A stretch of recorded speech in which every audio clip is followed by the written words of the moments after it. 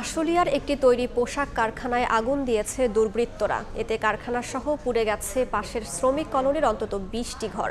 প্রত্যক্ষদর্শীরা জানান, সকালে জিরানী এলাকার আমাজন নিট ওয়্যার লিমিটেড কারখানায় কাজ করছিলেন শ্রমিকরা। হঠাৎ বেক্সিমকো কারখানার কয়েকশো শ্রমিক আমাজন কারখানায় এসে কাজ বন্ধ করতে হট্টগোল করে। এক পর্যায়ে ভাঙচুর চালিয়ে কারখানাটিতে আগুন ধরিয়ে দেওয়া হয়। প্রায় ৩ ঘন্টা পর ঘটনাস্থলে গিয়ে আগুন নিয়ন্ত্রণে আনেন ফায়ার সার্ভিস।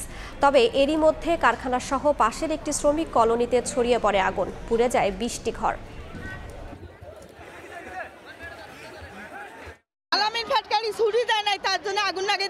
চেষ্টা করতেছে আগুন নিবানোর জন্য, এখনো ফায়ার সার্ভিস আমাদের আসতে পারতেছে না। ফায়ার সার্ভিস না আসলে আমাদের ফ্যাক্টরি এখানে বাসা বাড়ি অনেক ক্ষতি হইতেছে, পুরো সব সাইড আছে। তো আমরা চাইতে যত দ্রুত তাড়াতাড়ি আমাদের ফায়ার সার্ভিসের ব্যবস্থা করুক। ওরা যাবার ধরে একটা বিল্ডিংয়ে কয়েকটা গ্লাস ভাঙছে।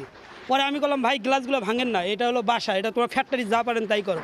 এই যাবার ধরে পরে ওরা হুই দিয়ে আসা পুরো ফ্যাক্টরি আগুন লেগে দিচ্ছে। পোলাপান আসিয়া এখানে বাইরে করলো, করিয়া তারপরে আবার ওরা আগুন ধরাই দিল।